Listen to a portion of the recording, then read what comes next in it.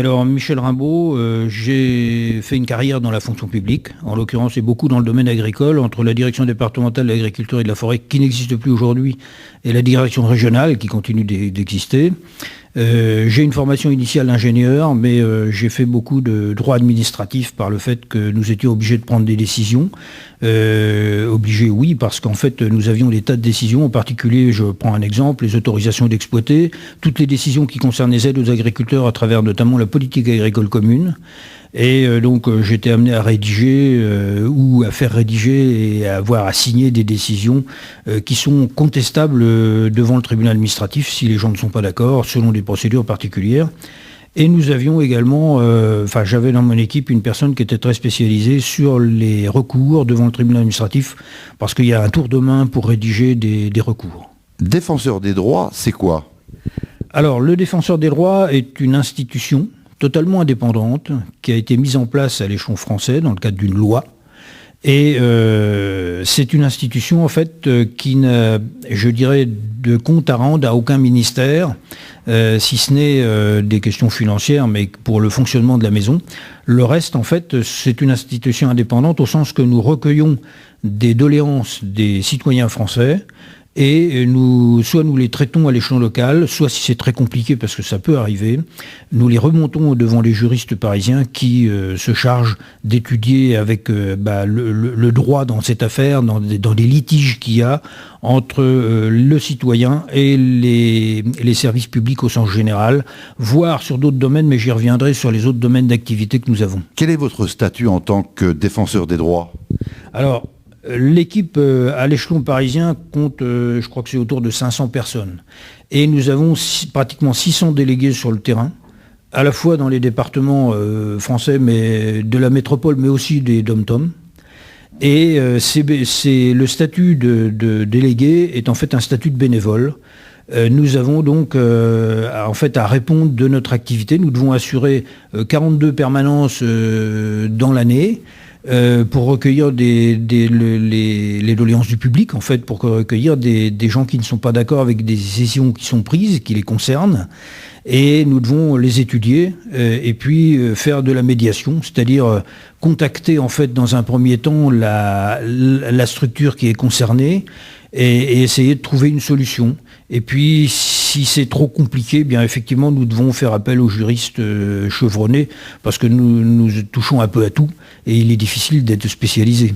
L'expérience montre en fait qu'il y a des multitudes de situations dans la nature, et on ne peut pas être spécialiste malheureusement sur tout. Alors je vais peut-être revenir sur le défenseur des droits proprement dit, pardon, j'ai été un peu bref.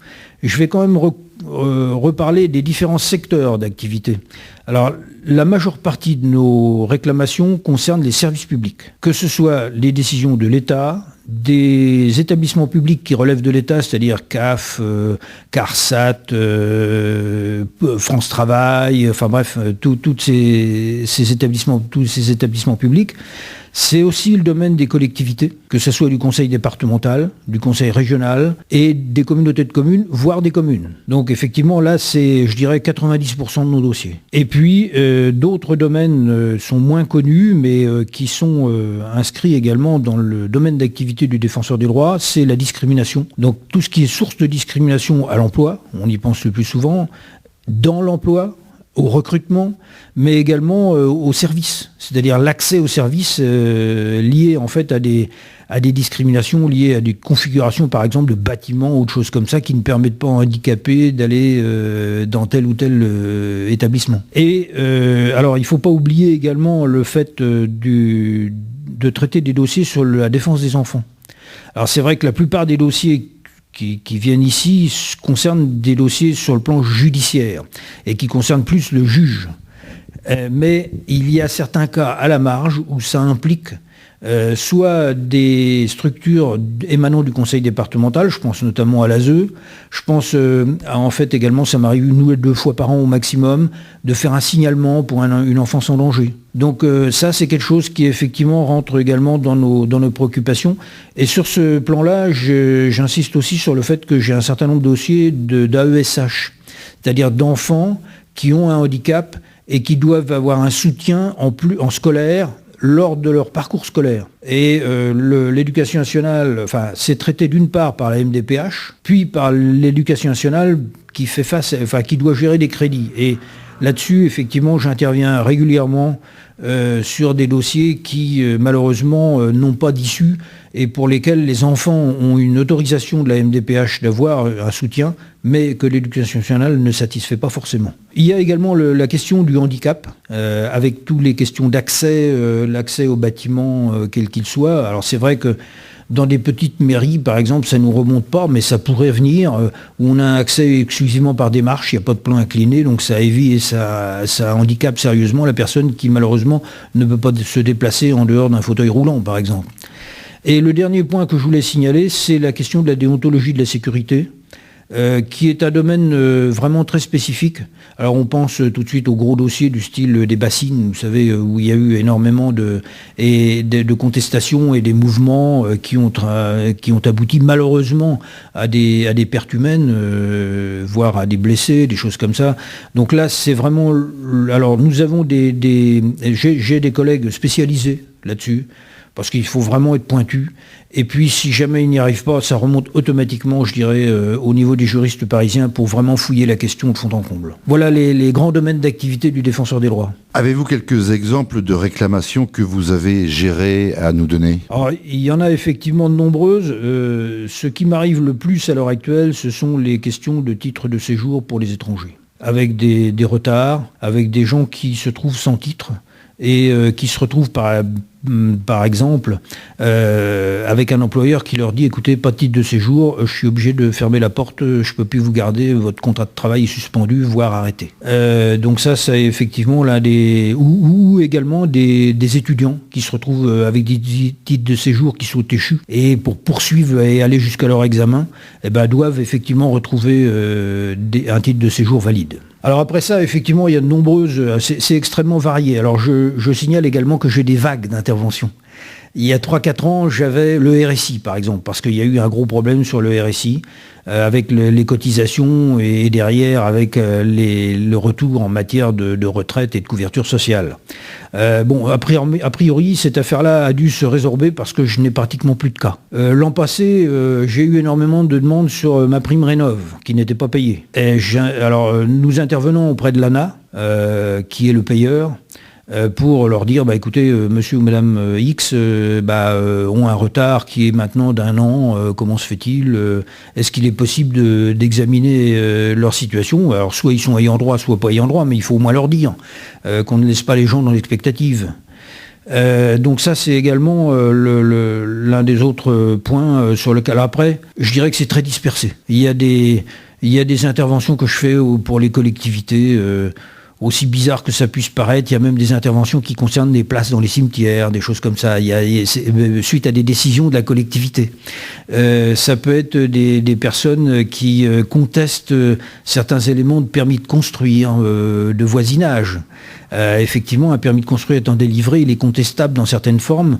J'ai eu, par exemple, à traiter des cas d'ouverture qui font face à un fonds voisin, et qui par ce biais-là peut être contestable et contesté sur le plan du permis de construire qui a été octroyé. Il faut aussi se souvenir d'une chose, c'est que j'accueille des gens qui nécessairement ne rentrent pas dans les critères que j'ai donnés, dans les cases que j'ai données, si j'ose dire. Et à ce moment-là, j'écoute leur doléance et j'essaie de voir le circuit qui serait approprié pour eux. Alors, c'est vrai que j'ai des contacts, au moins par mail, avec mes collègues conciliateurs de justice, et que si, par exemple, ça concerne un problème de voisinage, je vais les envoyer vers le conciliateur de justice. Donc alors j'ai également à faire de temps en temps des démarches vers des médiateurs de banque, d'assurance.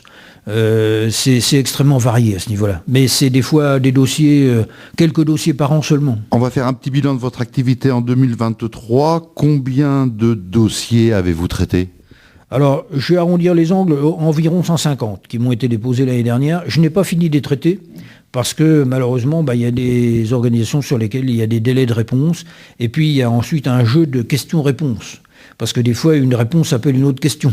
Donc, il faut remonter au créneau. Donc, ça peut demander plusieurs mois. Et effectivement, les derniers dossiers, les 6 derniers mois de l'année 2023, je les ai en gros encore sur les bras en grande partie. Donc ça, j'espère arriver à les solder au moins en grande partie dans l'année 2024. Donc ça sous-entend qu'effectivement... Alors cette année, je suis parti avec un rythme beaucoup plus fort que l'année dernière, qui concerne essentiellement le problème des étrangers. Mais je suis à l'heure actuelle, au bout de 4 mois, à 70 dossiers déposés.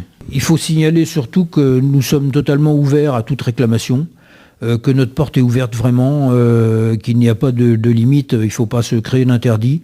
La permanence, alors on peut rentrer maintenant dans le vif du sujet, je suis de permanence le mercredi. Et j'assure effectivement, l'idéal c'est de me contacter normalement par rendez-vous, mais je ne mets pas à la porte les gens qui viennent sans rendez-vous, ça serait malvenu à mon point de vue.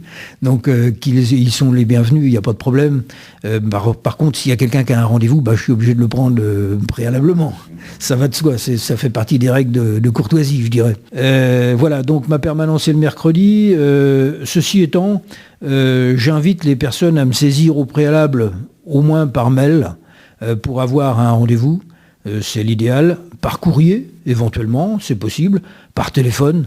Je reçois énormément de téléphones. Dans ces cas-là, je leur fixe un rendez-vous, soit maintenant parce que je suis disponible, soit dans une semaine parce qu'ils sont coincés. Il leur faut par exemple 2 heures de congé ou quelque chose comme ça pour venir me voir. Et puis ça peut être une visite impromptue, effectivement, j'y peux rien. Je les prends quand ils sont là, en fait. Alors la permanence a lieu à la sous-préfecture à Cherbourg, rue Emmanuel Liais.